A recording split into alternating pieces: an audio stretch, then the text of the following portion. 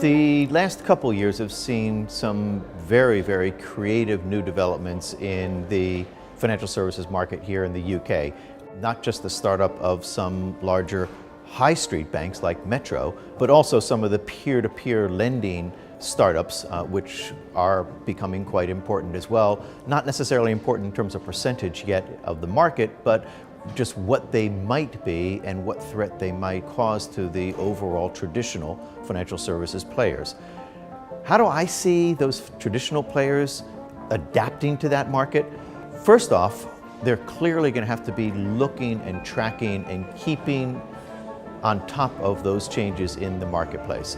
In some cases, they will be wanting to make minority investments, perhaps through some sort of even like corporate development or corporate venture capital.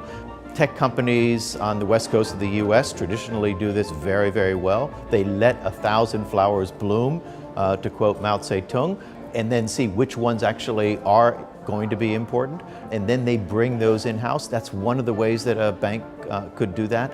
The other way that they could do it, of course, is to see whether they could develop it internally. But these new startups, again, if we use the tech sector as a very good parallel, the startups provide the ability to be able to look at something before it becomes core into the marketplace and assess whether in fact you do ultimately want to track it, and then when it gets to a particular critical mass, make the acquisition, assuming somebody else hasn't gotten there before you, which is why in fact these minority investments or joint ventures with some of these players might be a good way to start in order to be able to lock in that potential if in fact it does turn out to be one which is in fact going to be important to the marketplace as a whole.